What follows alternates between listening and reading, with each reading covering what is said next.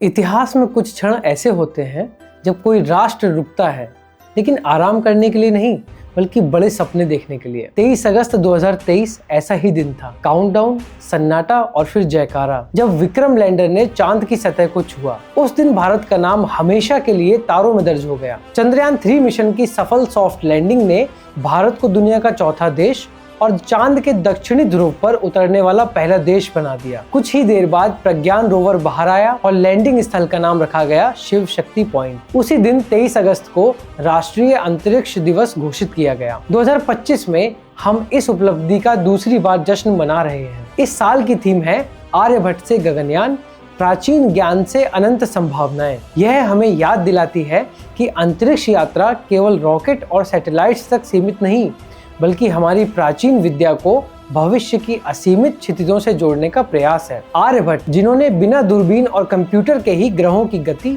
पाई का मान और ग्रहणों की गणना की, हमारी जिज्ञासा और अनुशासन की मिसाल हैं। वैदिक युग से मंदिर निर्माण तक भारत का इतिहास तारों की भाषा में लिखा गया है। आज गगनयान मिशन उसी खोज की भावना का प्रतीक है। यह वादा है कि भारतीय अंतरिक्ष यात्री एक दिन तिरंगे को अंतरिक्ष की गहराइयों तक ले जाएंगे। भारत की अंतरिक्ष अर्थव्यवस्था 2040 तक 44 अरब डॉलर तक पहुंचने की राह पर है और 500 से ज्यादा स्टार्टअप इसमें योगदान दे रहे हैं। यह केवल अज्ञात की खोज नहीं, बल्कि अवसर, रोजगार और प्रेरणा का निर्माण है। आर्यभट्ट से गगनयान तक की यात्रा अतीत और भविष्य को जोड़ने वाला पुल है। हमारे पूर्वजों ने नग्न आंखों से आकाश मापा, आज हमारे वैज्ञानिक अंतरिक्ष दूरबीनों से आकाश गंगाएं मापते हैं। दोनों को एक ही शक्ति प्रेरित करती है, जानने और समझने की इच्छा। इस दिन का उद्देश्य है छात्रों को प्रेरित करना कि वे विज्ञान को केवल करियर नहीं बल्कि एक पुकार समझें। यह हमें याद दिलाता है कि कोई सपना बहुत दूर नहीं।